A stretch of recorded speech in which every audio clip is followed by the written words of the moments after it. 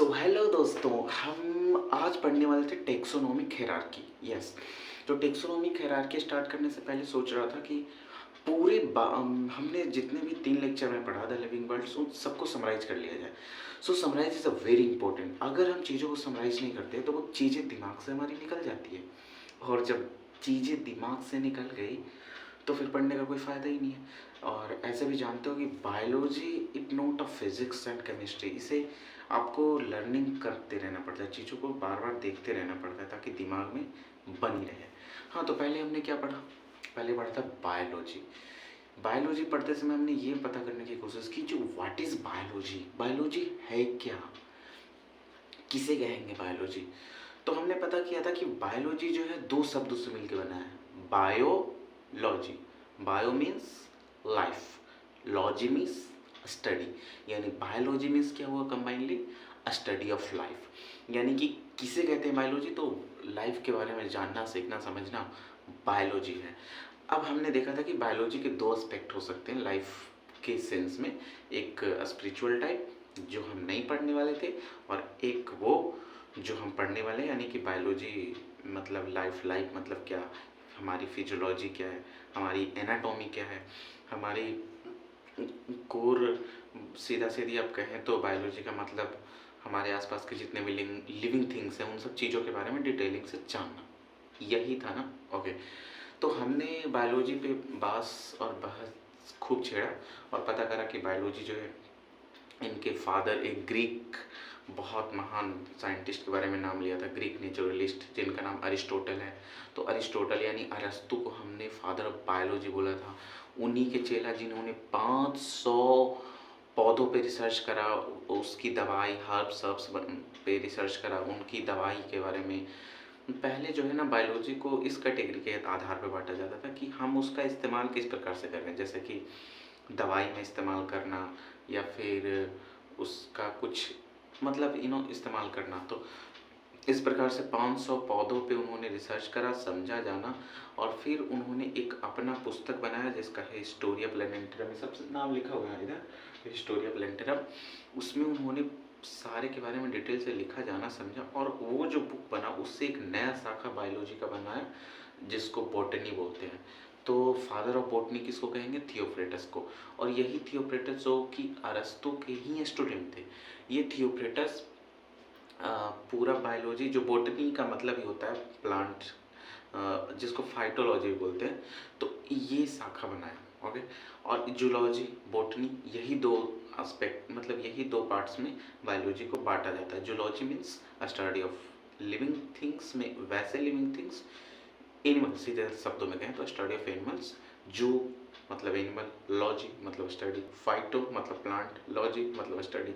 तो फाइटोलॉजी मतलब प्लांट का स्टडी, जूलॉजी मतलब एनिमल का स्टडी। ओके, अब हम इसके बाद जो आगे देख रहे थे वो ये था कि जूलॉजी क्या है, बॉटनी क्या है, ये सब समझने के बाद जब हम आगे देखने की कोशिश करें तो हम ये समझने की कोशिश कर रहे थे कि बायोलॉजी का फर्स्ट टाइम जो नामकरण करा था वो लेमार्के, जो कि फ्रांस के रहने वाले थे, और यहाँ सब हमने लिख दिया है, लेमार्के जो फ्रांस के रहने वाले थे, और ट्रे वायरनेस जो कि जर्मनी के रहने वाले थे।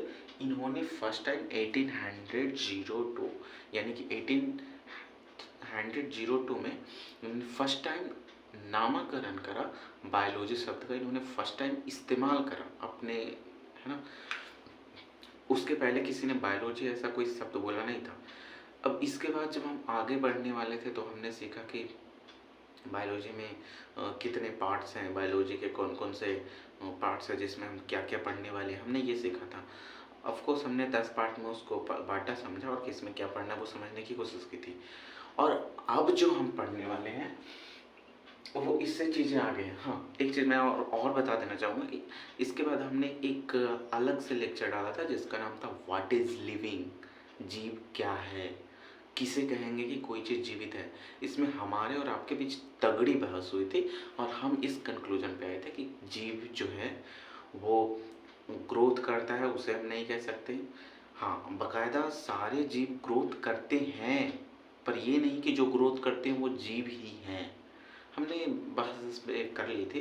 तो ग्रोथ, अच्छा, जीव के अगर नॉर्मली देखा जाए तो कैरेक्टरिस्टिक हो सकता है ग्रोथ, ग्रोथ माने कि जीव बढ़ता है, ग्रो करता है, रिप्रोडक्शन यानी जीव जो है रिप्रोडक्शन यानी कि अपना नंबर बढ़ाता है, अपने जैसा सेम टू सेम या फिर अपने से थोड़ा सा अलग वो प्रोजनी बनाता है, संतति बनाता है, यानी अपना संतान उत्पन्न करता है ना, अपना बच्चा पैदा करता है, तो उसे रिप्रोडक्शन करते हैं। री मतलब दोबारा प्रोडक्शन, प्रोडक्शन माने बनना और क्या है ना।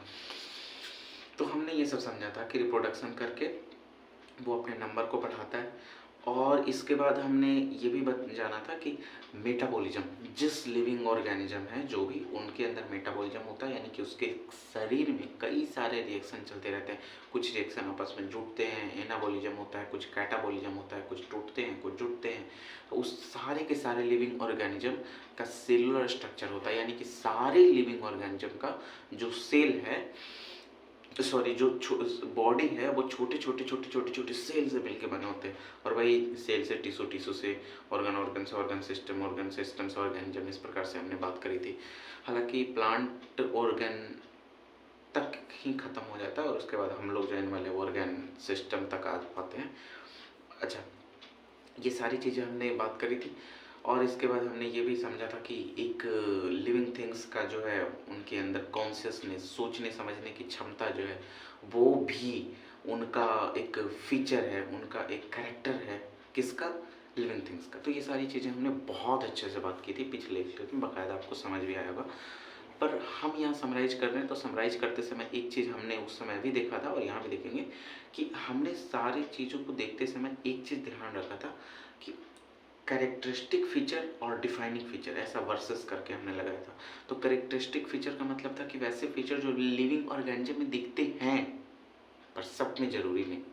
पर डिफाइनिंग फीचर की मतलब ये है कि 100% वो लिविंग ऑर्गेनिज्म है। अगर ये कैरेक्टर दिख गए तो हम ये कह ही नहीं सकते कि ये कैरेक्टर है और वो लिविंग ऑर्गेनिज्म नहीं है, ऐसा हो ही नहीं सकता। तब 100% कमिटेड है कि वो लिविंग ऑर्गेनिज्म ही होगा। सो ऐसे डिफाइनिंग फीचर में हमारा फर्स्टली आ गया था जो कि of course consciousness, most important characteristic feature, but this is the most important defining figure, because आप सोच के देखो कि ऐसा कोई नॉन लिविंग थिंग्स नहीं है जिसके पास कॉन्शियसनेस हो।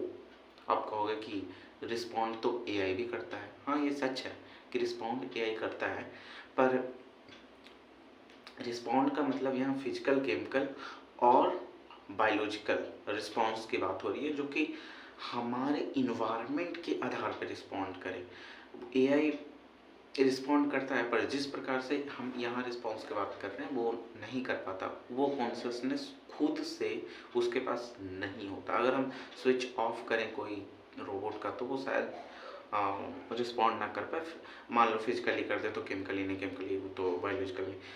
अगर हम बहुत डिटेलिंग अगर बहस करेंगे और समझेंगे तो पता चलेगा कि कॉन्शियसनेस नो डाउट एक डिफाइनिंग फीचर लिविंग ऑर्गेनिज्म का है। ओके, दूसरा हमने देखा था कि लिविंग ऑर्गेनिज्म का डिफाइनिंग फीचर है जिसको कोई नहीं काट सकता, वो है सेलुलर स्ट्रक्चर। नो डाउट जितने भी लिविंग ऑर्गेनिज्म है वो सेल से ही बने हैं, और ये उसी तरह एक बहुत बड़ा सच है जिस प्रकार आप मानते हो बाबा जी के तीनों लॉ सच है।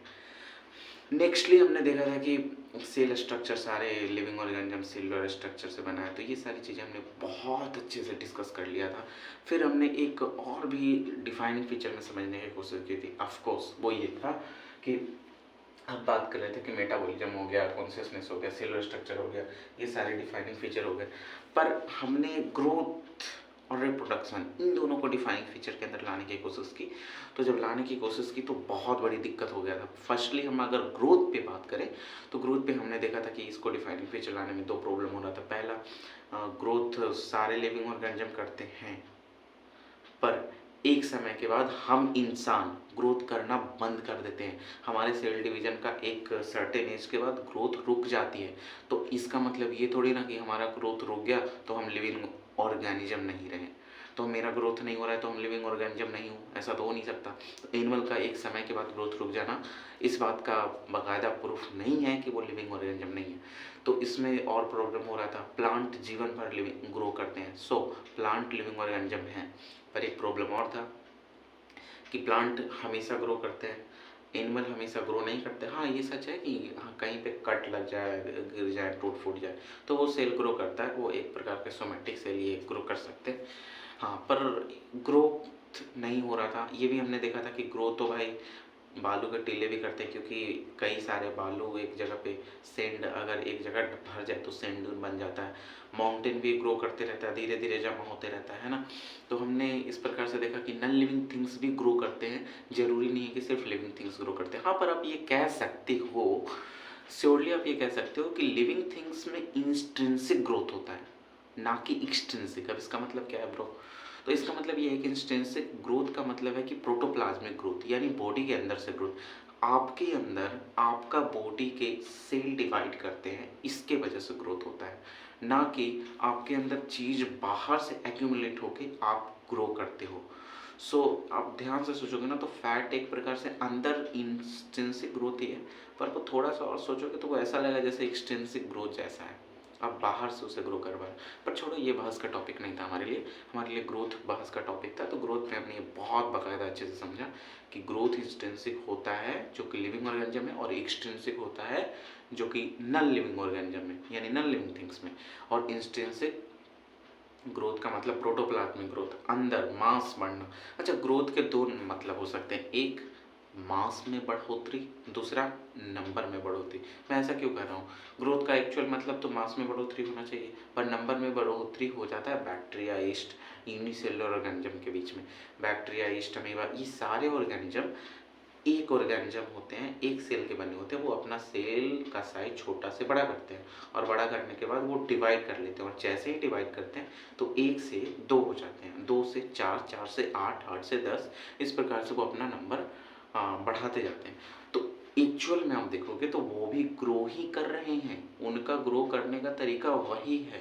पर ध्यान से सोचे तो वो ग्रो नहीं, वो तो रिप्रोडक्शन कर रहे हैं। पर आप ध्यान से देखोगे तो एक दूसरे का ये पर्यायवाची शब्द लगेगा। पर्यायवाची शब्द सिनोनिम्स, ऐसा इसलिए कह रहा हूँ क्योंकि आपको लगेगा ग्रोथ और रिप्रोडक्शन दोनों एक ही बात है, हमारे लिए नहीं। बैक्टीरिया, अमीबा, वैसे ऑर्गेनिज्म जो बाइनरी फिजन से अपना डिवीजन करते हैं। हाँ, इसके बाद हमने ये भी समझा था कि हाँ, बाकायदा हमने अंदर यानी कि हमारे यानी वेल डेवलप जो लिविंग ऑर्गेनिज्म है उनके अंदर रिप्रोडक्शन बहुत अच्छे तरीके से होता है। मेल गैमेट बनता है, फीमेल गैमेट बनता है, दोनों मिलता है, जाइगोट बनता है। जाइगोट धीरे धीरे धीरे धीरे वो रिप्रोडक्शन में हम लोग पढ़ेंगे कि धीरे धीरे धीरे वो अपना मेरुला ब्लास्टोसिस बहुत अच्छे तरीके से बाकायदा बढ़ते बढ़ते एक अच्छे टाइम पे आके वो सारे के सारे एक ऑर्गेनिज्म तैयार हो जाते हैं। तो इस प्रकार से हमारे जैसे वेल डेवलपमेंट होता है। अच्छा, रिप्रोडक्शन का एक्चुअल मतलब क्या है? तो रिप्रोडक्शन का एक्चुअल मतलब है कि अपने जैसा प्योरली सिमिलर या फिर लेस सिमिलर, बट अपने जैसा एक प्रोजनी बनाना, एक नहीं ज़्यादा भी हो सकता है, कोई ज़रूरी नहीं है। तो अपने जैसा प्रोजनी यानी संतान उत्पन्न करना, it's called reproduction. But reproduction में हमने ये सोचा तो हमें पता चलता है कि रिप्रोडक्शन दो प्रकार के होते हैं, एक सेक्सुअल रिप्रोडक्शन और एक एसेक्सुअल रिप्रोडक्शन। सेक्सुअल रिप्रोडक्शन का मतलब है कि उसमें बाई पेरेंटल यानी दो पेरेंट की जरूरत होती है, एक पेरेंट ये है, एक पेरेंट ये है। ये दोनों पेरेंट के मेल गैमेट, फीमेल गैमेट एक जगह मिलेगा, जाइगोट बनेगा, तो वो धीरे धीरे धीरे धीरे अपना नंबर बढ़ाएंगे, पर वो ऑर्गेनिज्म बन पाएंगे। पर अगर हम एसेक्सुअल में बात करें तो एसेक्सुअल में क्या होता था कि सिर्फ एक पेरेंट की ज़रूरत है, यहीं से वो एक टूटे और फ्रैगमेंटेशन यहीं से टूटे, और इस प्रकार से टूटने के बाद एक ये नया मार्कर बना ले। मीन्स ये फ्रैगमेंटेशन बोलते हैं। प्लेनेरिया में ऐसा ही होता है, यहाँ से ये टूट गया, यहाँ से टूट गया, यहाँ से टूट गया, अगर 3-4 पार्ट में उसको काट दे तो वो यहाँ से एक नया मार्कर बना लेगा, यहाँ से एक नया मार्कर बना लेगा, यहाँ से। हाँ, आप सोच रहे हो कि छिपकली, तो नहीं, छिपकली बिल्कुल भी उस प्रकार से ग्रो नहीं करता। वो काट दोगे तुम उसको तो वो पूंछ बाकायदा बढ़ जाएगा, पर ऐसा तो नहीं कि पूंछ से उस छिपकली का बनना संभव नहीं है। तो ये नहीं कह सकते कि छिपकली एसेक्सुअली रिप्रोड्यूस करता है, ये गलत होगा। हाँ, वो उसका रीजनरेट कर पाता है वो पूंछ, पर ऐसा नहीं है। हाँ, अब ध्यान से हम लोग समझने पे ये पता करने की कोशिश करते हैं कि कई सारी चीज़ों में एसेक्सुअल रिप्रोडक्शन होती है। अब किस में होती है एनसीईआरटी में दिया है, तो इसके लिए हम थोड़ा सा डिटेलिंग बोर्ड पे देख लेते हैं। हाँ, पर एक चीज़ समझेंगे कि एसेक्सुअल रिप्रोडक्शन में अगर बाइनरी फिजन की बात करें तो बैक्टीरिया, अमीबा, ये सब छोटे छोटे ऑर्गेनिज्म होते हैं। हाँ, फंजाई जो है ऑफ कोर्स स्पोर फॉर्मेशन से उसका रिप्रोडक्शन होता है ना। तो फंजाई स्पोर फॉर्मेशन से होता है, प्लेनेरिया फ्रैगमेंटेशन से उसका रिप्रोडक्शन होता है। जैसे ये बता रहे थे कि मार्कर है, यहाँ से ऐसे निकल गया, ये एक अलग प्लेनेरिया बना ले, मीन्स एक अलग मार्कर जनरेट कर ले, और ये एक अलग मार्कर जनरेट कर ले, इस प्रकार से ये अपना क्या बना ले, तो ये हो जाएगा रीजनरेशन। ओके, सो यहाँ देखते हैं रिप्रोडक्शन। एसेक्सुअल रिप्रोडक्शन में यूनिपेरेंटल यानी एक पेरेंटल की जरूरत होती है। अब इसमें बाइनरी फिजन हो सकते हैं, स्पोर फॉर्मेशन हो सकते हैं, फ्रैगमेंटेशन हो सकते हैं। ऑफ कोर्स ये बहुत इंपॉर्टेंट हो सकता है फ्रैगमेंटेशन, क्योंकि फ्रैगमेंटेशन प्लेन एरिया करता है, ध्यान रखने वाली बात है। अच्छा, एक सेक्सुअल में बाई पेरेंटल, ये सब सारी चीज़ें हो गई, आई थिंक समझ गए होंगे आप। ये भी आप जानते होंगे कि फंजाई जो है फिलामेंटस, फंजाई फिलामेंटस एल्गी प्रोटेनिमा, ये सारे के सारे ये फ्रैगमेंटेशन करते हैं। आप याद कर सकते हो ना, मैं बता देता हूँ दोबारा। फ्रैगमेंटेशन फंजाई करती है, फिलामेंटस एल्गी करती है, फंजाई फिलामेंटस एल्गी और प्रोटेनिमा, फंजाई फिलामेंटस एल्गी और प्रोटेनिमा। और याद करने वाला और क्या है, बैक्टीरिया यूनिसेलुलर एल्गी अमीबा, ये सारे के सारे बाइनिफिजन करते हैं। नो डाउट ये सब याद होगा, कोई प्रॉब्लम नहीं है। नहीं कोई दिक्कत नहीं। हाँ सही है, हो जाएगा याद। हाँ, हम लोग कॉन्शियसनेस में बहुत अच्छे से बात कर रहे थे कि फिजिकल, केमिकल और बायोलॉजिकल रिस्पॉन्ड करना, यानी कि कोई भी स्टिमुलाई आया तो उसके प्रति संवेदनशील होना, सेंसिटिव होना, अपने नेचर के प्रति, आसपास के नेचर मतलब इन्वायरमेंट समझो, तो उसके प्रति सेंसिटिव होना, रिस्पॉन्ड करना, इट्स कॉल्ड कॉन्शियसनेस। ये लिविंग ऑर्गेनिज्म का बहुत अच्छा डिफाइनिंग फीचर है। पर शायद एक बहुत अच्छा चीज़ है जो सेल्फ कॉन्शियसनेस जो हमें मिली है, हमें मीन्स ह्यूमन को, जिसके वजह से ह्यूमन को एक सारे लिविंग ऑर्गेनिज्म से अलग कर पाते हैं खुद को। यानी कि एक ऐसा लिविंग ऑर्गेनिज्म जिसके पास कॉन्शियसनेस हो तो वो एक लिविंग ऑर्गेनिज्म है। पर सेल्फ कॉन्शियसनेस होना ऑर्गेनिज्म को टोटली डिफरेंट बनाता है। कहते हैं कि हम लोग इस दुनिया पे राज करने के लिए जन्म लिए हैं। क्यों? इसका मतलब कि हम लोग अपने इन्वायरमेंट के प्रति, अपने देश के प्रति, अपने राज्य के प्रति, अपने सब चीज़ों के प्रति इज्जत रखते हैं, संवेदना जाहिर करते हैं और जागरूक होते हैं। ये सारी चीज़ें सिर्फ इसलिए होती है क्योंकि ह्यूमन ही एक ऐसा इंसान है, ये गलत शब्द है, इंसान नहीं, लिविंग थिंग्स। ह्यूमन ही एक ऐसा लिविंग थिंग्स है जिसके पास सेल्फ कॉन्शियसनेस नाम की चीज़ होती है, वरना सबके पास सेल्फ कॉन्शियसनेस है। सेल्फ कॉन्शियसनेस, खुद के बारे में सोचने की क्षमता किसी भी लिविंग ऑर्गेनिज्म में नहीं है। हमारे कितने भी नज़दीक लिविंग ऑर्गेनिज्म है उन सब में सोचने की क्षमता खुद के बारे में बिल्कुल नहीं है। तो इसलिए हम लोग बहुत स्पेशल हो जाते हैं। अच्छा, 12,17,000,000 कितने सारे स्पीसीज़ के बारे में बात कर रहे थे लिविंग ऑर्गेनिज्म में, उसमें सिर्फ एक ह्यूमन स्पीसीज है। इतना स्पेशल सिर्फ इसलिए क्योंकि उसको खुद के बारे में सोचने की क्षमता है। पर लोग कई सारे ये हैं कि खुद के बारे में नहीं सोचते। अच्छा, खुद के बारे में सोचने का मतलब ये भी नहीं कि खुद के बारे में मतलब समाज वगैरह के बारे में भी सोचना बोल सकते हो, समझ सकते हो। अच्छा, तो ये थोड़ा सा इम्पोर्टेंट ध्यान रखने वाली बात है। हाँ, और ये तो पता ही है कि प्रोकैरियोटिक से लेकर के मोस्ट कॉम्प्लेक्स यूकैरियोटिक तक, यानी कि छोटे प्रोकैरियोटिक के पास भी, जैसे हमने बताया था कि छोटे प्रोकैरियोटिक के पास भी खतरनाक, अगर कोई केमिकल रिएक्शन हो रहा हो तो खतरनाक केमिकल दिया जाए तो वो अपना प्लाज्मा मेम्ब्रेन किस प्रकार से क्लोज कर लेते हैं और वो खुद को इंटायरली इस प्रकार से पैक करने की कोशिश करते हैं ताकि वो अपने आप को सुरक्षित रख पाए, यानी कहीं ना कहीं केमिकली वो बचाने की कोशिश कर रहे हैं खुद को, तो रिस्पॉन्ड करते हैं। ऐसा हम बातचीत कर चुके थे। हाँ, ये एक बात करना ज़रूरी होगा कि हमने बात करा था वहाँ पे कि अगर कोई इंसान कोमा में चला जाता है, उसका हार्ट ये सब कुछ मशीन से चल रहा होता है, वो सोच नहीं सकता, समझ नहीं सकता, तो इस प्रकार आप ये नहीं कह सकते कि ये एक्सेप्शन हो गया। इट्स नॉट एक्सेप्शन, बिकॉज वो इंसान बीमार है, वो कोमा में गया है, तो आप इसको एक्सेप्शन नहीं बोल सकते। आप ऐसा कह सकते हो कि वो इंसान का ब्रेन मर चुका है, ब्रेन डेड है, तो वो इसलिए नहीं सोच पाया। और एक और इसमें भी एक्सेप्शन, मेटाबॉलिज्म में एक्सेप्शन आ सकता था, जिसको हम लोग कह सकते हैं कि विट्रो में, इन विट्रो यानी कि जो ट्यूब में है, टेस्ट ट्यूब में हम लोग कई प्रकार के लिविंग रिएक्शन करवाते हैं। तो अगर कोई भी बॉडी के अंदर लिविंग रिएक्शन होता है तो हम कह रहे थे कि वो लिविंग ऑर्गेनिज्म है। तो क्या ये ट्यूब लिविंग ऑर्गेनिज्म है? उसके अंदर तो हो रहा है रिएक्शन, लिविंग रिएक्शन मेटाबॉलिज्म का। तो इस सच में लिविंग रिएक्शन उसके अंदर हो रहा है, श्योरली वो लिविंग रिएक्शन होगा, परंतु वो टेस्टेबल लिविंग ऑर्गेनिज्म नहीं होगा। कॉमन सेंस है ना, क्यों नहीं होगा? ऑफ कोर्स वो कैसे हो सकता है, वो एक ट्यूब है और उस ट्यूब को लिविंग ऑर्गेनिज्म कैसे कह सकते हैं? लेकिन हाँ, श्योरली उसके अंदर जो रिएक्शन हो रहा है वो लिविंग ऑर्गेनिज्म है। मेटाबॉलिज्म किसी बॉडी के अंदर होना लिविंग ऑर्गेनिज्म होगा, पर वो रिएक्शन लिविंग ऑर्गेनिज्म है, पूरा बॉडी नहीं। क्यों? क्योंकि हम उसको बाहर भी तो करवा सकते हैं अब के ज़माना में। खैर, और यार जितना ही अच्छा, मेटाबॉलिज्म का मतलब एनाबॉलिज्म और कैटाबॉलिज्म। एनाबॉलिज्म मतलब बनना, कैटाबॉलिज्म मतलब कटना, टूटना। तो ये छोटी छोटी टर्म्स हैं जो कि बताओ। अर्नस्ट मेयर के बारे में हमने कई सारी बात की थी, Darwin of 20th century, triple crown of biology. बोला था कि 100 साल ये जीवित रहे थे, अपने क्षेत्र में बहुत महारत हासिल कर चुके थे। इनके बारे में बहुत सारी बातें करी थी। एक नोटेबल स्पीसीज डिफिनेशन इन्होंने दिया था, बहुत ही अच्छा डिफिनेशन, जो कि आज भी मानते हैं। इनका डिफिनेशन के हिसाब से स्पीसीज वो है जो आपस में इंटरब्रीड करके नए संतान उत्पन्न कर सकते हैं। तो ये सारी चीज़ें हमने बहुत अच्छे से पढ़ा रखा है, समझ रखा है ना।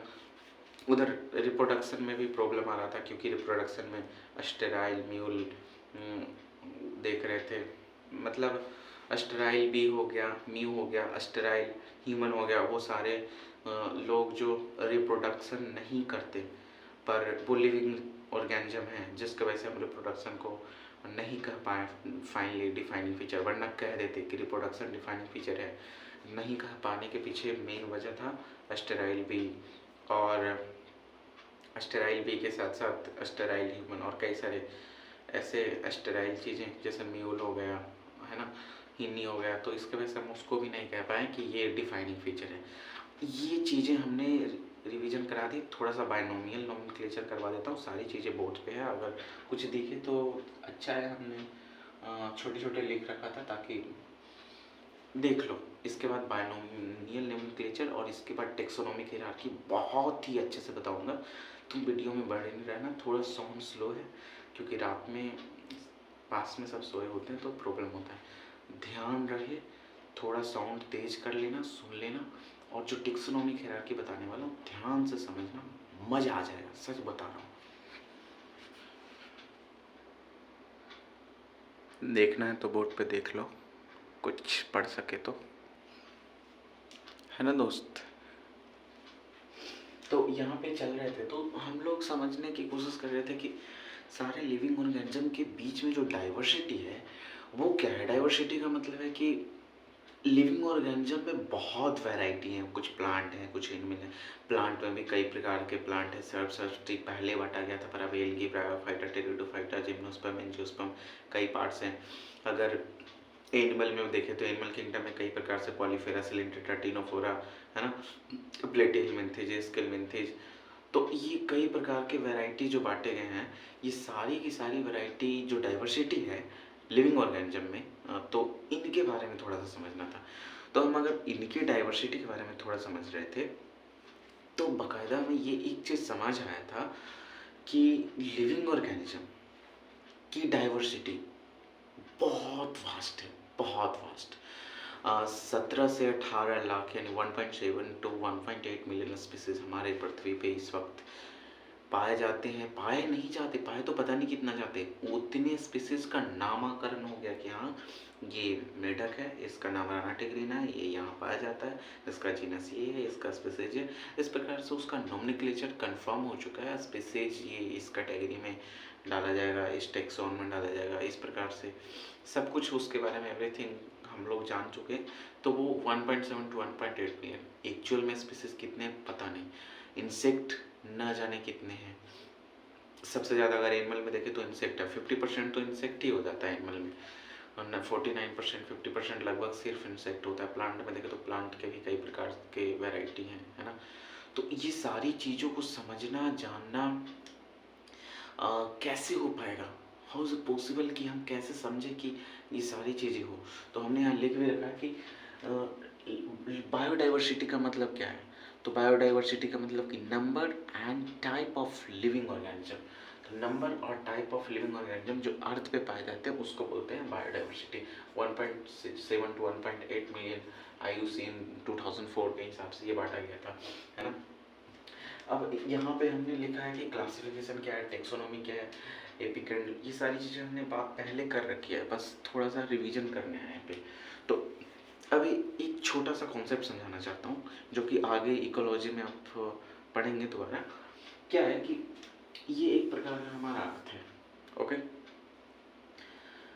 ज्योग्राफी में हमने पढ़ा है कि ये ट्रॉपिक ऑफ कैंसर होगा, ये ट्रॉपिक ऑफ कैप्रिकॉर्न होगा, है ना। और बीच वाला जो रीजन है, जो ये मेन रीजन होता है इसके आसपास का रीजन, है ना। इस रीजन में बहुत ज़्यादा बहुत ज़्यादा स्पीसीज होंगे। इधर स्पीसीज का नंबर कम होगा, इधर स्पीसीज का नंबर भी कम होगा। जिस तरह से हम इधर शिफ्ट होते जाएंगे, ये पोल, ये पोल, ये दोनों पोल से जिस तरह से हम इधर आते जाएंगे, ये पोल मान लीजिए, तो पोल से जिधर जिस तरह से हम आते जाएंगे पोल से, तो इधर जितना नज़दीक आएंगे उधर स्पीसीज डाइवर्सिटी बहुत ज़्यादा होगा।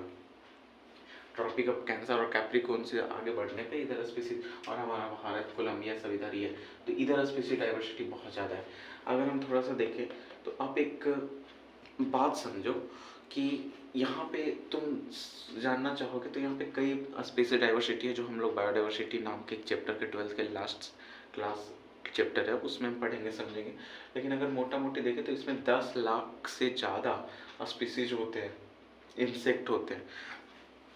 अच्छा, क्यों ज़रूरत पड़ा, आखिर बांटने का क्यों ज़रूरत पड़ा, क्लासिफिकेशन क्यों ज़रूरत? अब सोचो 3 लाख से ज़्यादा प्लांट है, 3,43,000 से ज़्यादा प्लांट है।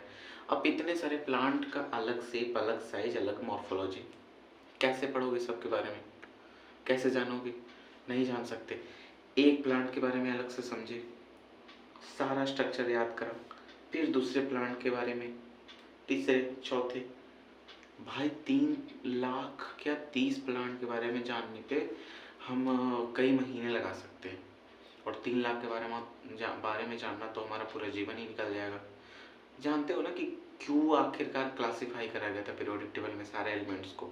जस्ट लाइक यहाँ भी सिर्फ इस वजह से क्लासिफाई करा गया ताकि चीज़ों को पढ़ना समझना आसान हो जाए। तो ये जो क्लासिफिकेशन है हमने सिर्फ लिविंग ऑर्गेनिज्म को इसलिए किया ताकि पढ़ने में आसानी हो। क्लासिफिकेशन का मतलब क्या है? क्लासिफिकेशन का मतलब सिंपल है कि हम चीज़ों को क्लासिफाई कर रहे हैं, एक जो हमारे पास स्पीसीज है उन सारे स्पीसीज को एक सही कैटेगरी में डाल रहे हैं कि ये कैटेगरी में होगा, ये कैटेगरी में होगा, ये कैटेगरी में होगा। तो कैटेगराइज करना, it's called classification. Easily character observe करें और कैरेक्टर ऑब्जर्व करके उसे क्लासिफाई कर देना। पर ये टैक्सोनॉमी एक थोड़ा अच्छा शब्द है, ऐसा मैं इसलिए कह रहा हूँ क्योंकि क्लासिफिकेशन इजली कैरेक्टर ऑब्जर्व करे, है ना, और उस आधार पे क्लासिफाई कर दिया, दैट्स इट। बट टेक्सोनॉमी का मतलब ये नहीं कि हमने चीज़ों को देखा और क्लासिफाई कर दिया। अक्सर क्या है कि क्लासिफिकेशन और टेक्सोनॉमी एक दूसरे का मतलब ऐसा समझ लो कि एक दूसरे का सिनोनिम टाइप यूज होते रहता है। कुछ लोग क्लासिफिकेशन को टेक्सोनॉमी बोलते हैं, टेक्सोनॉमी को क्लासिफिकेशन बोलते हैं। लोग इसमें डिफरेंस नहीं समझ पाते, पर एक्चुअल में बहुत डिफरेंस है दोनों में। आप ऐसे समझो कि क्लासिफिकेशन का मतलब इजीली ऑब्जर्व करें कैरेक्टर को, उस आधार पे बांट दिया। पर ये टेक्सोनॉमी का मतलब है कि चीज़ों को कैरेक्टराइज करना, आइडेंटिफाई करना, उसके बाद उसको क्लासिफाई करना, है ना। तो ये हुआ, उसके बाद उसको नॉमेनक्लेचर करना, नाम देना। तो ये क्लासिफिकेशन में टेक्सोनॉमी का ये एक्चुअल मतलब हो गया। और टेक्सोनॉमी का मतलब कि जब हम हर एक टेक्सा में डालते हैं कैटेगरी के हिसाब से, तो टेक्सोन और कैटेगरी में अंतर जानना था। तो हमने ये देखा था पिछले क्लास में कि टेक्सोन का मतलब है कि चीज़ों का, जैसे एवीज, मैमेलिया, इस प्रकार से एक कैटेगरी जो जिसमें हम डाल चुके हैं। और ये कैटेगरी का मतलब हो गया कि मैमेलिया में डालें, ये डालें, वो डालें, तो उसका रैंक क्या है, फैमिली है, वो किंगडम है, फाइलम है, डिवीजन है। इस प्रकार से रैंक डिसाइड करना मीन्स कैटेगरी, और वो किस कैटेगरी में बिलोंग कर रहा है, इट्स कॉल्ड टेक्सॉन, है ना। तो टेक्सोनॉमी हमने बकायदा समझा था कि कैरेक्टराइजेशन होना, आइडेंटिफिकेशन, क्लासिफिकेशन, नॉमेनक्लेचर, ये सारी चीज़ें टेक्सॉन के अंदर आती है। ये सारी हमने देखा था। और पहली बार टेक्सॉन टर्म का यूज किया था किसने, ये भी बताया था पहले, A P de Candolle first time taxon शब्द इस्तेमाल किया, उन्होंने टेक्सोनॉमी बोला था, वरना टेक्सोनॉमी और क्लासिफिकेशन एक दूसरे की जगह पे यूज करा जाता था। हाँ, सिस्टमैटिक्स भी यूज करा जाता था। कैरोलस लिनियस वही 1735 में फर्स्ट टाइम उनका जो बुक आया था सिस्टमा नेचर, उसमें सिस्टमैटिक शब्द यूज करा था क्लासीफाई करने का। बाकायदा उन्होंने 5,900 प्लांट्स एनिमल्स के बारे में पढ़ा, उनको क्लासीफाई करा था, उनको अलग अलग डिवीजन में बांटा था। हाँ, वही कैरोलस लिनियस जिनके बारे में हमने पढ़ा था कि कार्ल वॉन लिने उनका नाम था, वो मोटिवेट होके वो बायनोमियल नोमेनक्लेचर दिया था इन्होंने, तो बायनोमियल नोमेनक्लेचर देने की वजह से इन्होंने अपना नाम का कार्ल वॉन लिने को कंसाइज करके कैरोलस लिनियस कर लिया था। ये वही कैरोलस लिनियस है। तो इन्होंने 5,900 स्पीसीज को क्लासीफाई करा था। 4,226 स्पीसीज को इन्होंने नाम दिया था, है ना, उसके बारे में डिटेलिंग लिखी थी। तो यही है कैरोलस लिनियस। हाँ, बाकी चीज़ें सारी हमारे हिसाब से हो गई है। हाँ, एक ये जी सिम्पसन जो है एक टेक्सोनॉमी है, इन्होंने चीज़ों को इनके अनुसार से कुछ डिफिनेशन, अच्छा टेक्सोनॉमिस्ट मतलब क्या हुआ, जो चीज़ों को बांटता है, कैटेगराइज करता है, कि ये रिसर्च करता है, पता लगाता है कि नए लिविंग ऑर्गेनिज्म कौन है, और जब उन्हें पता लगा, आइडेंटिफाई करा, तो उनको एक सही कैटेगरी में डालता है। तो यही टैक्सोनॉमिस्ट का काम होता है। तो ये सिम्पसन एक टैक्सोनॉमिस्ट है, इन्होंने अपने अनुसार एक डिफिनेशन दिया है कि क्या होना चाहिए। इन्होंने सिस्टमैटिक्स का मतलब बताया कि एनाटॉमी, फिजियोलॉजी ये सब देखें, उसका बायोकेमिस्ट्री देखे, समझे, उस हिसाब से उसको बांटे, तो सिस्टमैटिक हुआ इनके हिसाब से। क्लासिफिकेशन इनके हिसाब से अगर देखें तो क्लासिफिकेशन इनका कहने का मतलब है कि क्लासिफिकेशन कुछ और नहीं बल्कि ब्रांच ऑफ सिस्टमैटिक्स है। ये सजीवों के, लिविंग थिंग्स के गुणों के आधार पे उसको हम कैटेगराइज करते हैं, उसको एक अच्छे कैटेगरी में डालते हैं, तो ये क्लासिफिकेशन है। और इन्होंने टैक्सोनॉमी का मतलब बताया कि टैक्सोनॉमी और कुछ नहीं, प्रिंसिपल ऑफ क्लासिफिकेशन ही है, जो हम लोग क्लासीफाई करते हैं चीज़ों को, तो उसी के प्रिंसिपल के आधार पे हम चीज़ों को अच्छे तरह से कैटेगराइज कर चुके हैं, तो वो टैक्सोनॉमी है। तो इनके हिसाब से ये वर्ड्स में अंतर बताने का कोशिश करे थे जिस इंसान। अच्छा, सिस्टमैटिक्स एक्चुअल में क्या है, तो सिस्टमैटिक्स एक्चुअल में अगर हम सच में पता करें तो टैक्सोनॉमी और फायर, अच्छा हम एक चीज़ तो समझते हैं कि हाँ ये सच है कि लिविंग ऑर्गेनिज्म पृथ्वी पे आए। हम ये भी समझते हैं कि लिविंग ऑर्गेनिज्म पहले आर्किया फर्स्ट टाइम आया होगा, और उससे चीज़ें इवॉल्व होते होते इस प्रकार के कॉम्प्लेक्स लिविंग ऑर्गेनिज्म बनना होगा।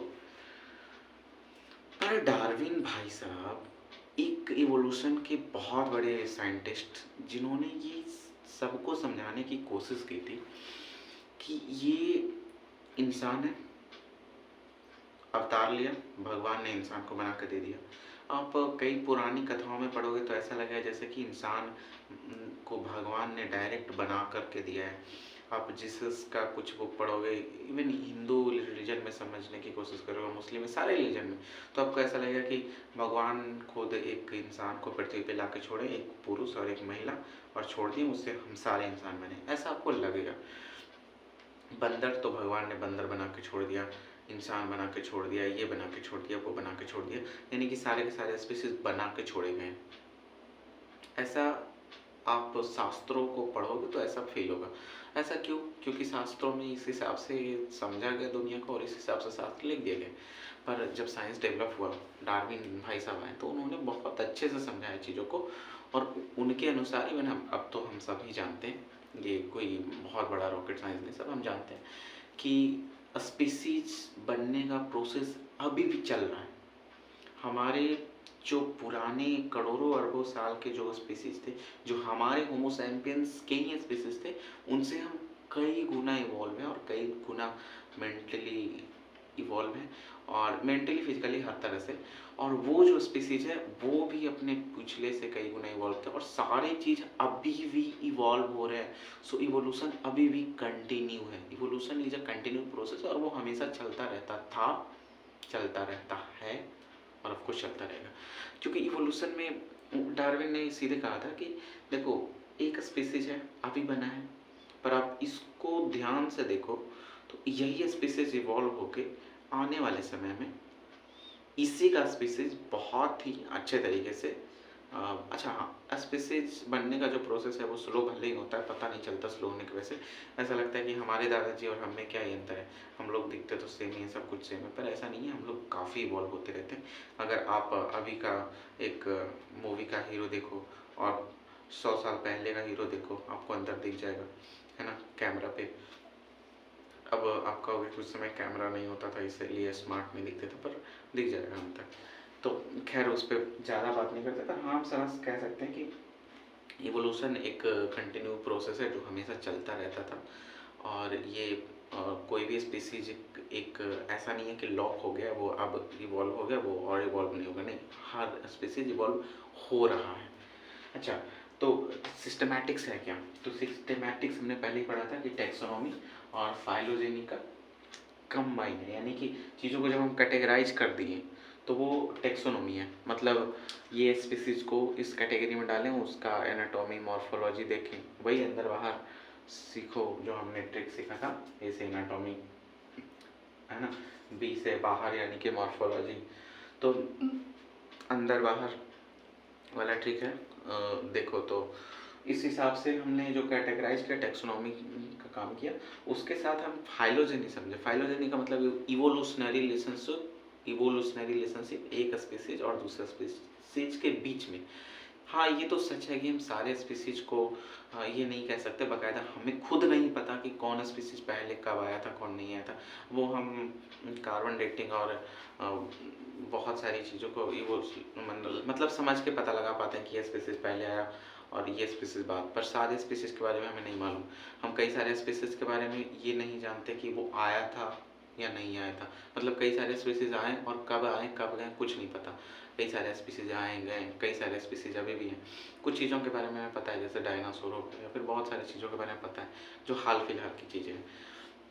तो ये सारी चीज़ें जो हुई है इवोल्यूशन के थ्रू, एक से दूसरा, दूसरा से तीसरा, वो सारे इवॉल्व होते होते होते होते बैक्टीरिया से इस तरह से जो प्रोसेस चला है, इस प्रोसेस में आप ध्यान से समझोगे तो इवोल्यूशनरी रिलेशनशिप को ध्यान में रखते हुए अगर हम बांटते हैं तो इसी को सिस्टमैटिक्स कहते हैं। ओके, और ये हमने पढ़ा था international code of biological, international code of botanical, international code of zoological, international हाँ nomenclature, international code of nomenclature of bacteria, international code of nomenclature of virus. तो ये सारी चीज़ें हम फिर से करेंगे, आगे देखते हैं। ओके, अगर मुझसे कोई पूछे कि टैक्सोनॉमी कैटेगरीज के बाद सबसे अगर इम्पोर्टेंट टॉपिक कौन है, तो मैं इसी टॉपिक को कहूँगा, नॉमेनक्लेचर, यानी कि नामकरण करना स्पीसीज को। तो इसको थोड़ा ध्यान देके और अच्छे से समझते हैं।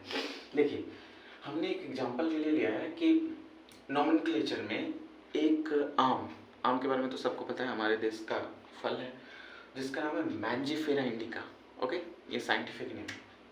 ओके, ये साइंटिफिक नेम है मैंजीफेरा इंडिका। तो जो फर्स्ट वर्ड मैंजीफेरा लिखा है हमने, उसको हमेशा कैपिटल लेटर से स्टार्ट करते हैं। No doubt, first word Mangifera लिखा है उसे कैपिटल लेटर से स्टार्ट करते हैं। सेकेंड वर्ड इंडिका, इसको हमेशा पूरे के पूरे लेटर को स्मॉल वर्ड में लिखते हैं। और तीसरा वर्ड लिन, लिन एक्चुअली इसको अंडरलाइन नहीं कर सकते, क्यों बताता हूँ। रोल पूरा ध्यान से समझना है। पहले मैंजीफेरा इंडिका लिन, तो मैंजीफेरा कैपिटल लेटर से स्टार्ट करते हैं, बाकी स्मॉल। इंडिका इसको सारे के सारे स्मॉल लेटर से लिखते हैं। जो मैंजीफेरा है किसी भी स्पीसीज का जेनेरिक नेम होता है, बोले तो ये जीनस है। क्या है Mangifera? Genus, genus, genus, generic name. Indica क्या है? तो किसी भी स्पीसीज का स्पीसीज एपिथेट है, बोले तो स्पीसीज, कौन सा स्पीसीज का है ये। तो ये हो गया Mangifera genus generic name, indica हो गया स्पीसीज एपिथेट यानी स्पीसीज। ओके, यह तो क्लियर है। अब इसमें ध्यान क्या रखना है कि हमेशा इसे प्रिंटेड फॉर्म में जब लिखें, ट्रिक याद होगा, प्यार, आई लव यू, ILU, प्यार मीन्स प्रिंटेड। जब भी इसे हम प्रिंटेड फॉर्म में लिखें तो एक चीज़ ध्यान रखें कि इटैलिक्स में लिखें। इटैलिक्स में क्यों लिखना है, लैटिन लैंग्वेज में क्यों लिखना है, हमने वीडियो में बकायदा बात की थी कि इसलिए क्योंकि ये लैंग्वेज डेड हो चुकी है ना। तो यहाँ ज़्यादा बात नहीं करते। इटैलिक्स तो प्रिंटेड होगा तो इटैलिक्स में लिखेंगे या लैटिन में लिखेंगे। तो जब लैटिन में लिखेंगे तो ध्यान रखेंगे कि अगर हमने उसको हैंड राइटेड लिखा है, जैसे कि यहाँ लिखा, तो उसको सेपरेटली अंडरलाइन कर देंगे। यस, जब हमने हाथ से लिखा है तो उसको सेपरेटली अंडरलाइन कर देंगे। और एक चीज़ ध्यान रखेंगे कि जब हम उसको प्रिंटेड या इटैलिक्स फॉर्म में लिख रहे हो या क्या, ऑप्शन ही नहीं है, लिखना ही पड़ेगा, इसमें ही लिखना है। प्रिंटेड हो तो इटैलिक्स में होता है, वो इटैलिक्स वही टेढ़ा टेढ़ा अच्छा। और लैटिन में लैंग्वेज में लिखा जाता है इटैलिक्स में। और इसको अगर हम हैंड रिटन लिख रहे हो तो इसको अंडरलाइन कर देंगे, परंतु ऑथर नेम को अंडरलाइन नहीं करेंगे, सिर्फ लैटिन को अंडरलाइन करेंगे।